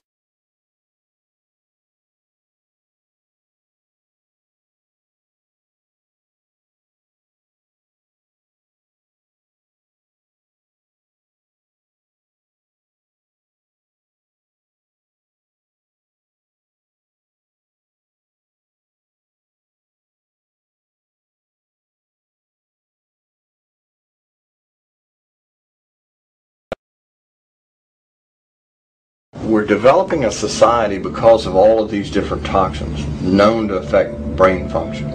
We're seeing a society that not only has a lot more people of lower IQ, but a lot fewer people of higher IQ. In other words, a dumbing down, a chemical dumbing down of society. So everyone's sort of mediocre. That leaves them dependent on government. because they can't excel. We have these people of lower IQ who are totally dependent. Then we have this mass of people who are going to believe anything they're told because they can't really think clearly. And very few people of very high IQ who have good cognitive function who can figure this all out. And that's what they want. So, you know, you can kind of piece it together as to why they are so insistent in spending so many hundreds of millions of dollars of propaganda money to dumb down society. I think that this bomber isn't Al-Qaeda, isn't anything like that. He's more like, it's a man, he's more like those 9/11 was an inside job kind of guys. They protesting in a violent way, but in a violent way almost like the eco-terrorists, where they don't intend to inflict casualties. But they do it in the middle of the night. The middle of the night. He's making a political point. They could have killed people with it had it been in the day, but they choose to do it at 3 a.m. The cops have to go over there, and we just talking with the commissioner. He has to go over and said, does that camera store have a security camera?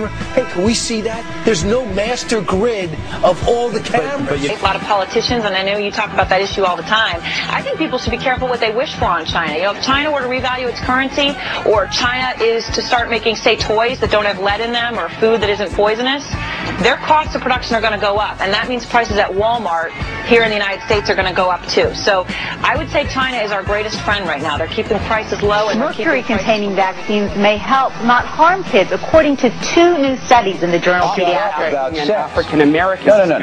Want to know what I was doing? Shut up. Please don't tell me to shut up. As respect.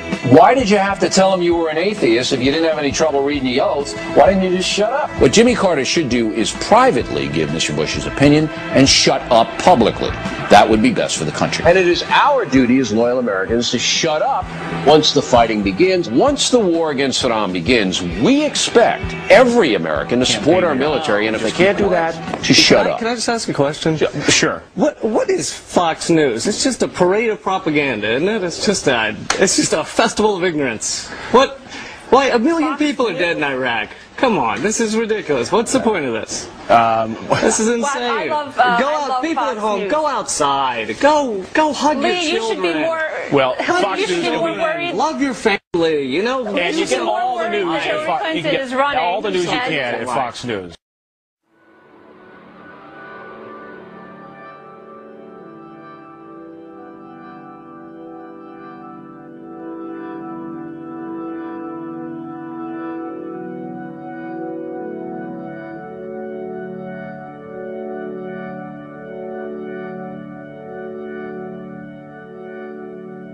Many infectious diseases can be brought completely under control when vaccination against them is practiced universally.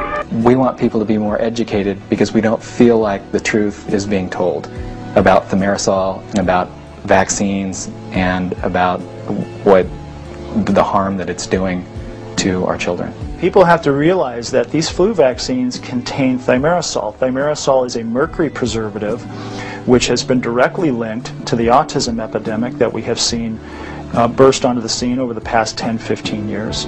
Dr. Kurt Wooler believes the preservative is fueling a sharp rise in autism. 1 in 5,000 children had the developmental disorder in the late 1980s. Now 1 in 166 kids lives with autism. An increase in the amount of thimerosal injected into their bodies. Dr. Boyd Haley is a mercury poisoning expert at the University of Kentucky. He believes it is possible thimerosal could be responsible for neurological brain damage, especially for children who don't naturally get mercury out of their system. It's one of the most toxic compounds I know of. I mean, I can't think of anything that's absolutely more lethal. You can see that in this University of Calgary experiment. Mercury quickly destroys this neuron. It's really medical insanity. Just still allowing this neurotoxin that has damaged thousands and thousands of kids. I can't tell you, I'm really sick and tired of seeing one kid after the next come through my office who I know, clear cut, has been damaged by thimerosal in their vaccines. Thimerosal is a preservative that's been in vaccines for decades, so literally hundreds of millions of people have received thimerosal. As it turns out, we are injecting our children with 400 times the amount of mercury that FDA or EPA considers safe. A child on his first day that he's born is injected with a hepatitis B shot. Under EPA guidelines, he would have to be 275 pounds to safely absorb that shot. For years, science didn't support suspicions about the preservative.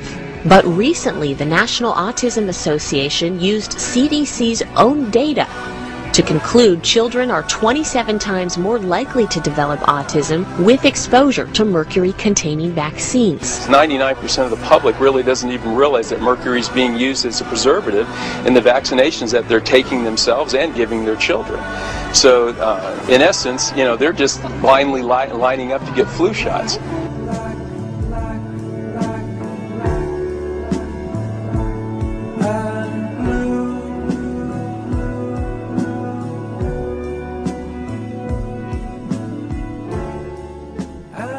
Edward L. Bernays is regarded by many as the father of public relations. He was born in Vienna, Austria. Bernays was the nephew of Sigmund Freud. Bernays pioneered the use of psychology and other social sciences to design public persuasion campaigns. He published several scholarly works, still used in universities worldwide today. And he also spearheaded the national campaign to fluoridate the water supply of America through the Fluoridationist of the Public Health Service.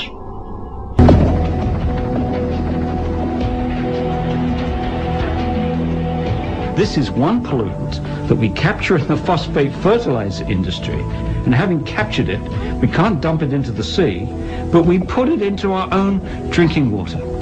It's extraordinary.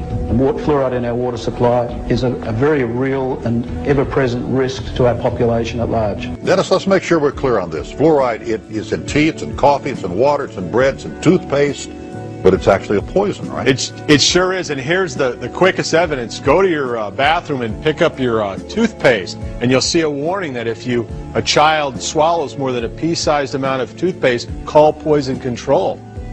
Wow. The protected pollutant status that fluoride enjoys within EPA and other federal establishments is remarkable, as the charts over here show. Last November, concerns over excess fluoride prompted the American Dental Association to warn parents not to mix baby formula with tap water during an infant's first 12 months. Phyllis Mullenix found that fluoride in very modest doses produces effects in laboratory animals resembling attention deficit and hyperactivity disorder. She says, "Do you have any idea what you're saying?" And he says, "You're telling us that we're reducing the IQ of children." And basically I said, yes. Scientists like Nobel Prize winner Arvid Carlson and a large group of EPA scientists have called for the banning of fluoride because we don't know how much we're ingesting, so we don't know if we're being poisoned. Fluoride can also build up in the bones to cause pain, stiff joints, and skeletal abnormalities when they get older. It's a cumulative poison. It just gradually builds up and it gradually causes harm. Do you know when the fluoride was first put in drinking water? In the Nazi concentration camp. Stands back in amazement, can't believe it. This is Charles Perkins, a chemist who wrote to the Lee Foundation for Nutritional Research, Milwaukee, Wisconsin in 1954, and this is what he wrote. In the 1930s, Hitler and the German Nazis envisaged a world to be dominated and controlled by a Nazi philosophy of pan-Germanism. The German chemists worked out a very ingenious and far-reaching plan of mass control, which was submitted to and adopted by the German General Staff. This plan was to control the population in any given area through mass medication of drinking water supplies. By this method, they could control the population in whole areas, reduce population by water medication that would induce sterility in women, and so on. In this scheme of mass control, sodium fluoride occupied a prominent place. That's what it's about.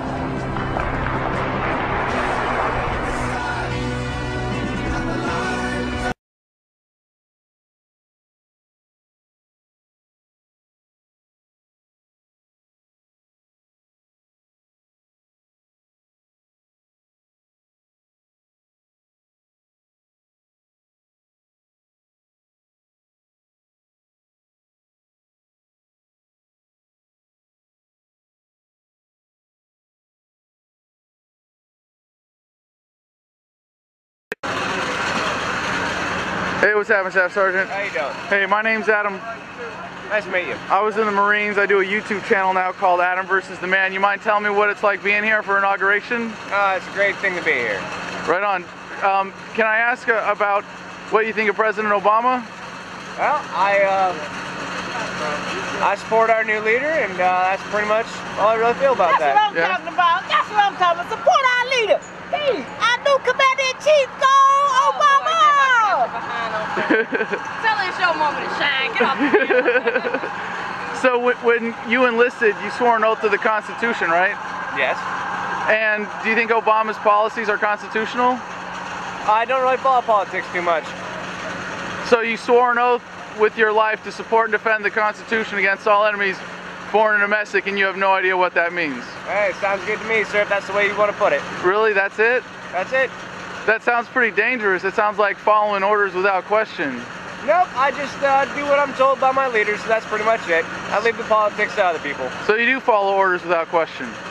From my leaders, yes. Yeah. So if they told you to do something that was immoral, you wouldn't question it. You wouldn't wonder what the basis of that was, or where that order came from, or what its real purpose was. You just do it because someone told you to, and they're paying your paycheck.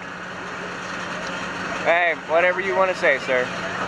Hey, don't call me sir. I was a sergeant. There you go. I worked for a living. Okay.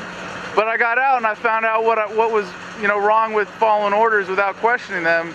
And I found out that when I was in Fallujah in 2004 with the Marine Corps Civil Affairs team, we weren't really serving the people or protecting people. We were serving the politicians and the banksters and the war profiteers. I mean, doesn't that bother you to know that you're a pawn in all that, and that you allow it to happen by just following orders without question? Hey, whatever way you feel, sir. Well, I'm asking how you feel. It's not really important how I feel. Feelings been conditioned out of you? You're a soldier now? However you feel, sir. Well, is there anything else you want to say on the subject for posterity? No, sir. Well, let me tell you, hey, you got to stop calling me sir, man. All right, sir. Staff Sergeant. Oh, all right, I see how it is. Well, there's an organization called Oath Keepers, and it's about people who take their oath to that Constitution seriously and want to make sure that things like what happened in Katrina, where there were soldiers and National Guard troops asked to take away citizens' firearms who were trying to defend themselves, or troops being used against the American citizens. They want to make sure that that doesn't happen. Would you be interested in having a little a more understanding of your oath and commitment to the Constitution that you swore an oath to support and defend? I'm good the way I am, sir. Really? Doesn't that make you part of the problem? Hey, if there's a problem, I'm not aware of it. Is ignorance bliss? Could be, sir.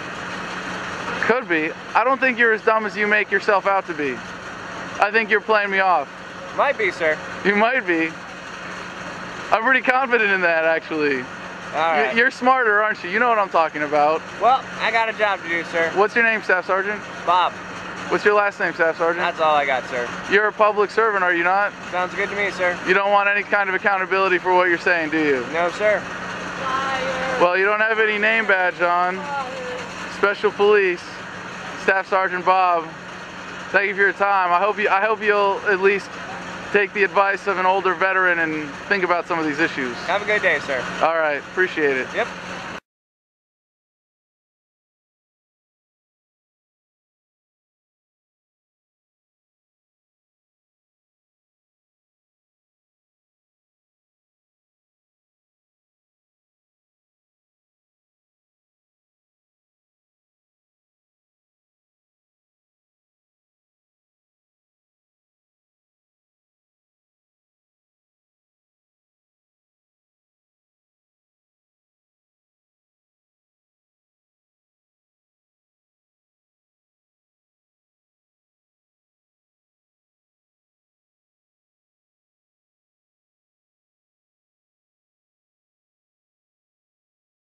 For those of you who don't know, Monsanto is a company in the agriculture business, and they are known for patenting different types of seeds. They've done so with cotton seeds, they've done so with corn seeds.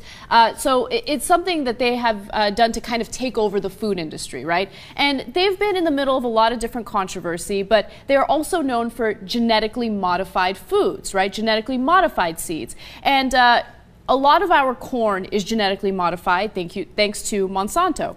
Now, scientists in France just recently did a study to see what the effects of genetically modified corn are on rats, right?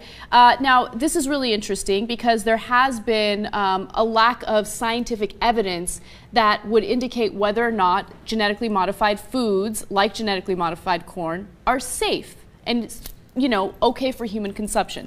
So what they found was that these rats developed mammary tumors, and they also had severe damage on some of their organs, including the liver and kidney. So those are pictures indicating what happened to the rats that were fed genetically modified corn.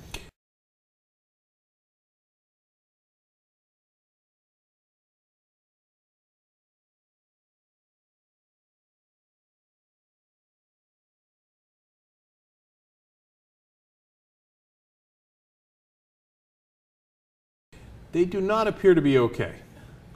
It's not the picture of what I would call safe. So, of course, Monsanto is, completely debating the findings of this study. They're very, very aggressive in fighting anyone that says anything negative about them, right? But there was an excellent documentary done. It was called The World According to Monsanto. And, they talked about the lack of oversight with the FDA when it came to genetically modified seeds. So let's take a look at a part of that documentary that explains it in greater detail. The reason why GM crops are here is based on a deception that occurred in the FDA. They said that these foods are not different. They use the word substantially equivalent. They use the word not meaningfully or uniformly different. And what that turned into was a terminology called generally recognized as safe, or GRAS. Typically, if something is to be considered generally recognized as safe, it needs lots of peer-reviewed published studies and an overwhelming consensus among the scientific community. With GM crops, they had neither. So, of course, Monsanto will come back and say, no, we have a bunch of studies, okay? These are studies that indicate that these foods are completely safe. However, if you do a little research into these studies, you'll find that they were in the middle of controversy because a lot of those studies were falsified. Okay. Wow. Now, and I'm sure that it wasn't scientists that Monsanto was paying to do those studies. No. They wouldn't. And I'm sure those people have no biases whatsoever. Now, during the Reagan administration, Monsanto was trying to, put out these genetically modified foods for human consumption. And it's really interesting because George Bush Sr. went to one of their factories, and look at this exchange. I think it's very illustrative of what happens in politics. When George Bush Sr. toured the company's headquarters, he was Ronald Reagan's vice president, and deregulation was this Republican administration's watchword. The intention was to boost industry by eliminating what White House hardliners called bureaucratic hurdles, like health and environmental safety testing, which were Monsanto's key problems. We have before USDA right now a request to test this for the first time on a farm in Illinois this year. And again, hallucinating about it, we'll loosen up here. Yes, we will. And then the expense goes out and nothing happens because you can't do it. Yeah, and I would say, quite frankly, we have no complaint about the way USDA is handling it. They're going through an orderly process. They're making sure that as they deal with these new things, they do them properly. And now, if we're waiting until September and we don't have our authorization, we may say something different. Call me. We're in the dereg business. Call me. We're in the dereg business. Yeah, ain't that's the God's honest truth. Saying, hey, listen, man, don't worry about testing it in rats, et cetera, et cetera. You just call us, the Republican Party, and we'll make that thing happen for you. So what they also do is, they have these genetically modified seeds, and what they're doing is, first of all, they take out a patent for these seeds, okay? Because they do a lot of scientific research and put a lot of money into doing it, so I can understand the patents. But at the same time, they are taking conventional seeds off the market. They're striking deals with different farmers throughout the world. This is a multinational corporation. And what they're doing is they're promising that these genetically modified seeds will have higher yields. So they go into countries like India and they say, hey, look, we have this genetically modified cotton seed. It's known as BT cotton. And what it'll do is it'll not only produce a higher yield, but it is basically resistant to any type of, weeds, pests, any type of thing that would ruin your crops. So these farmers in India started signing the contracts and they started buying the seeds. Now understand why they would do that. They're going to increase their output, they're told, Right. and they think, well, that's great, and I'm not going to lose more of my crops to all these problems that I've had in the past. So it's very enticing. But then the second part happens. So what happens is they slowly but surely start taking conventional cotton seeds off the market. So these farmers in India become dependent on buying the genetically modified cotton seed. Well, what happens then? Monsanto will mark up the prices to 4 times the price. Okay? That's the part they didn't tell you in the beginning. So then these farmers in India have no choice but to take out these loans that later on they can't pay back. So what is the result of that? Well, let's watch the video. But this is the cotton growing area. The result of the BT cotton is the first year 600 suicides from June 2005 to June 2006.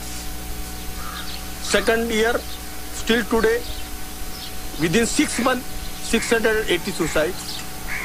So it's a disaster.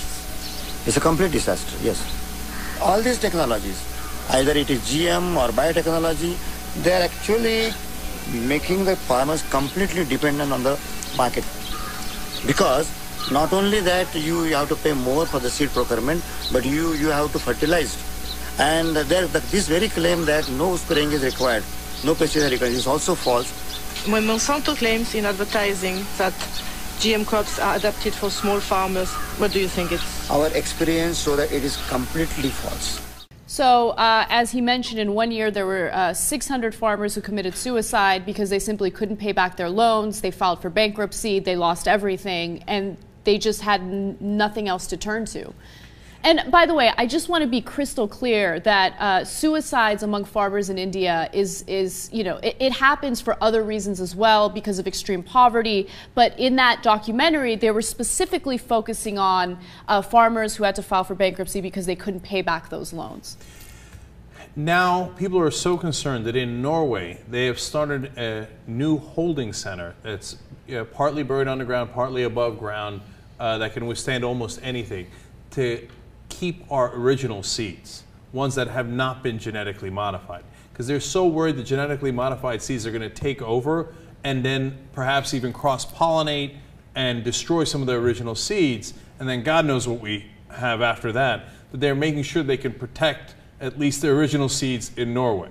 Mm-hmm. So it's worse than you realize. And unfortunately, when you dive into a lot of these multinational corporate stories, it gets worse. It doesn't get better. And I know, we gave you, a quick rundown of what's happening with Monsanto, and this is by no means new news. But that study with the tumors is important, right? Because this is the kind of stuff that our FDA should have been doing, not researchers in France. I'm happy researchers in France are doing it, but it's ridiculous the lack of oversight we have in our own country, especially when it comes to the food that we consume. Now, think about all the stories we've told you on the Young Turks where politicians get influenced by the money that they take. Now, you think some of that influence isn't going to affect the FDA or other government agencies? It's affected almost every government agency. So you think that perhaps some things get authorized when they shouldn't be? Of course they do. So is this one of those cases? Well, we'll have to see over time, but this new research from France is not encouraging. Hi, this is Mike Adams, the Health Ranger here with naturalnews.com, and one of the most common questions I'm asked by people is, what's the difference between natural and organic? Especially when you look at food labels at the grocery store, they see the word natural and they say, well, what does that really mean? Or now there's a lot of talk about organic. Dr. Oz sort of attacked organic not too long ago and called it the diet of snobs and elitists. And of course, there was a lot of backlash about that. But people are suddenly asking, well, what is organic really? What exactly is the difference between organic and non-organic, or organic and natural? So to answer those questions, here we go. Natural simply means, well, nothing. Yeah, natural is not regulated. It has no legal meaning, no technical meaning. In fact, anybody can say their product is natural regardless of where it comes from or how it's made. In fact, the food manufacturers insist that they can say anything that comes from planet Earth is natural. So they could say that, like, mercury cookies would be natural because they mine the mercury out of the earth, and the earth is natural, and therefore mercury cookies are natural. So they can say anything is natural, even some highly processed refined food laced with toxic artificial sweeteners, synthetic chemicals, GMOs. The biotech industry wants to say that GMOs are natural, and I'm not making that up, by the way.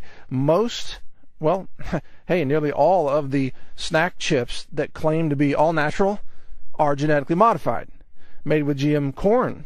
So there you go. Again, I'm not making this up. It sounds crazy to some people, but it's real. So natural means nothing in terms of regulatory meaning. Anybody can say natural. Now let's go to organic, because organic does mean something.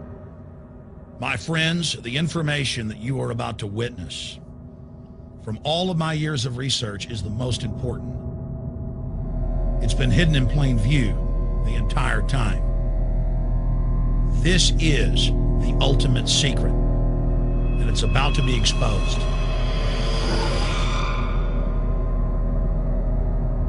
I have hundreds of government documents, textbooks, white papers, where for over 80 years, the elite of the Western world have talked about adulterating food and water to sicken and sterilize the population for the purpose of eugenics.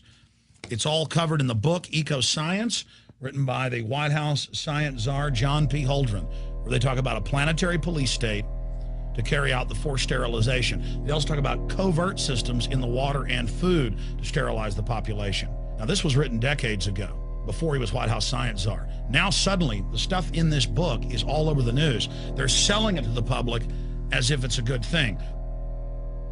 You see here before you what an average person would buy when they went shopping at the store. Not everything here is bad for you, but much of it has compounds and artificial chemicals that have been added that are extremely toxic and bad for your health, and they have known this the entire time, and they have approved them for use.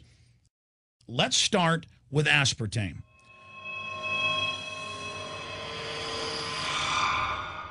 You cannot go to the grocery store now and buy any type of even regular sugar gum that hasn't had aspartame added to it. In the 1970s, Searle tried to get it approved, and they couldn't. It took them 3 separate times because in their own studies with monkeys, large portions of them that were fed it died and contracted cancer. Now we have mainstream news articles, and the EU has done a major study finding lower birth weights, early birth, and yes, miscarriages from women that drink aspartame-laden soft drinks like Coke Zero. What is aspartame? It is the fecal matter of the E. coli bacteria. They took it and genetically engineered it. They can feed it toxic waste, and then it defecates aspartame. And it has so many bad health effects, it's just unspeakable.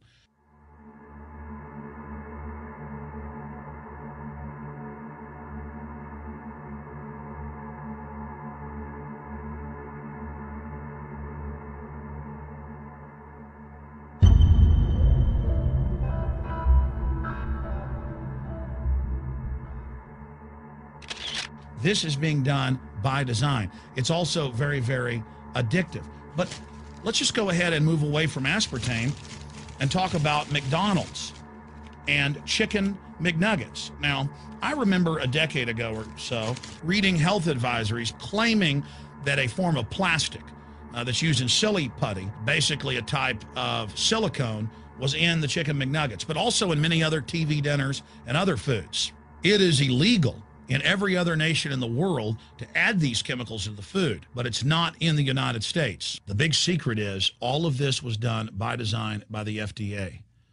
Look at all the drugs they've approved, and then it comes out later that they knowingly approve them when these drugs are causing heart attacks and cancer.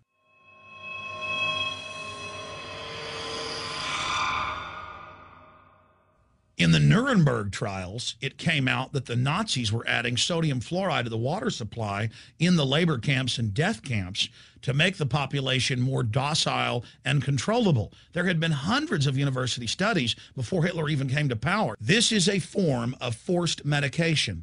They admit that 1 part per million of sodium fluoride more than doubles the chance of bone cancer in boys and men. As the public became educated in the last few decades, the government and industry's response was to not just put it in water, but to start adding it to thousands of products like children's water that's mixed with their formula or with their cereal.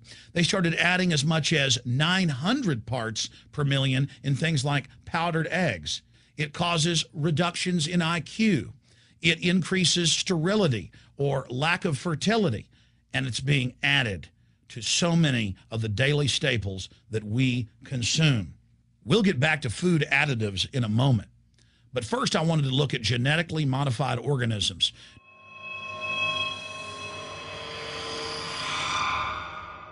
Did you know for many years the American people have been eating cloned beef and pork, and now they're expanding out into other forms of meat? Let's look at salmon first. Major university studies conclusively have proven that the type of genetically modified salmon that is actually a cross species, they've mixed other animal genes in with it, that when this fish is introduced with wild natural salmon, within 40 generations, all of the natural salmon are extinct. And the FDA approved this. And they're going to allow it to be released into the wild. That isn't even a salmon. It is a cross species chimera. It is a mixture like something out of the island of Dr. Moreau, something out of a nightmare.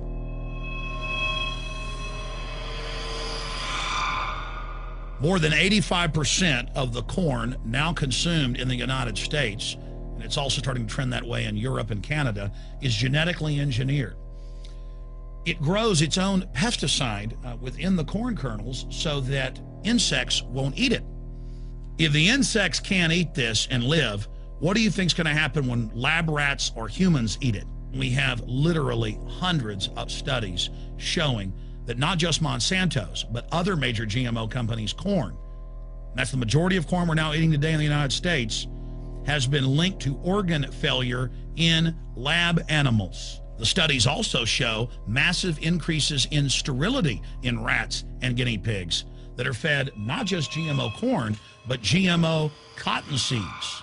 Studies in India, Germany, and the United States have conclusively shown that when they feed the cotton seeds left over from the cotton crop from these genetically modified varieties, that the cows are having miscarriages, they are having low birth weights, or in many cases, they're simply dying. And what is in most processed foods? Genetically modified cottonseed oil.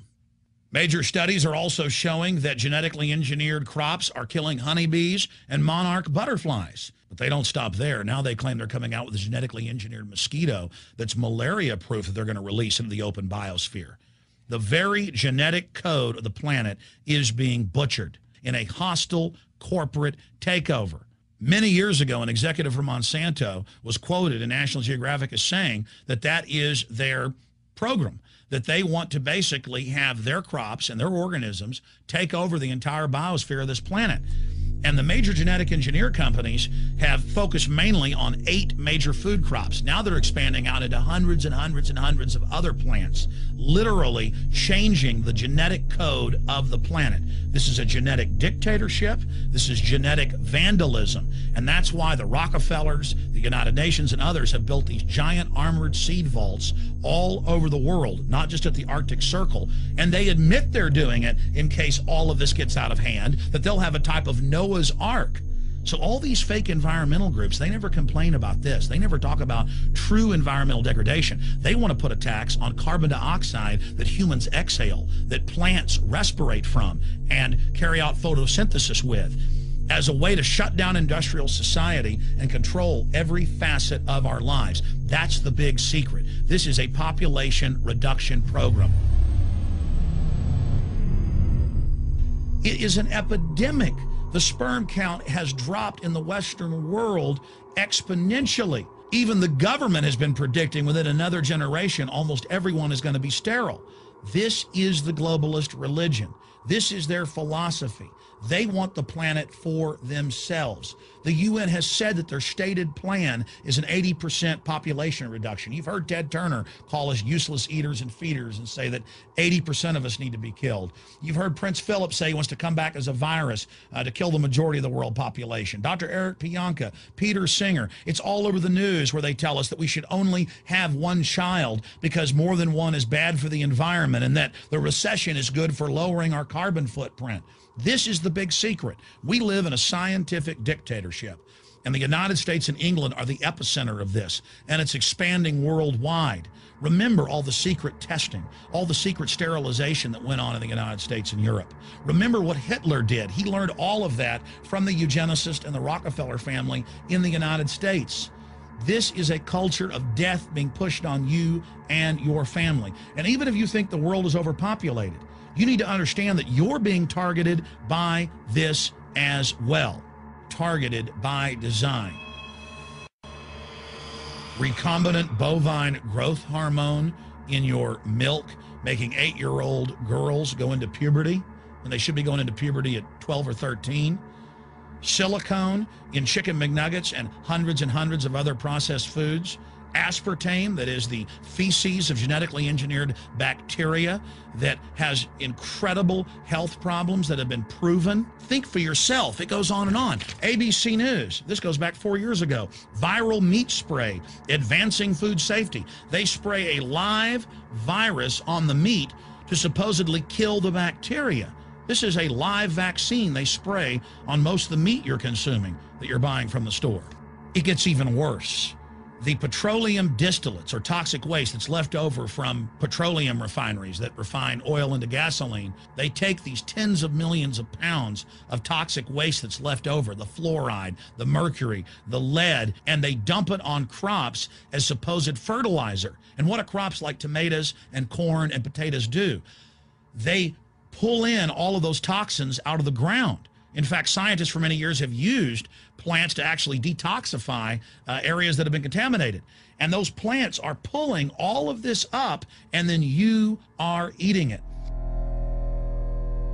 That's why the Washington Post reported in January of 2008 that a major study found that nearly a third of the 55 popular brand name foods and beverage products were filled with mercury. Despite the fact that the people of Europe for over 20 years have fought off all the genetically modified wheat and corn and other crops being planted in their nation, now the EU is buckled and is accepting it. The United States is literally a testing ground for all of this. It's just automatically approved. And the people that work for these corporations, they're compartmentalized. They don't know what's going on. The people that work at these stores, they have no idea what's happening. This is affecting all of us. This is hurting everyone. Many different forms of cancer are growing by thousands of percentage points. Diabetes, all these different diseases. And in major studies, it's all been linked to the toxic additives that are in our food, our water. And I haven't even had time to get into MSG. I mean, I've interviewed brain surgeons, neurologists, scientists. I mean, it just devastates the brain. It's an excitotoxin. It destroys the liver, and it is in tens of thousands of products. We can say no. We can stand up. But if you've got a neighbor giving fluoride water to their baby, please go over and warn them. If you got a neighbor that's sitting there eating MSG-filled chips, one after the other, warn them. You've got a responsibility. If you know people that are feeding processed foods filled with GMO, warn them. And for God's sakes, don't give it to your own children. If you want to kill yourself, that's your own business. But don't hurt your children. Don't do this, ladies and gentlemen.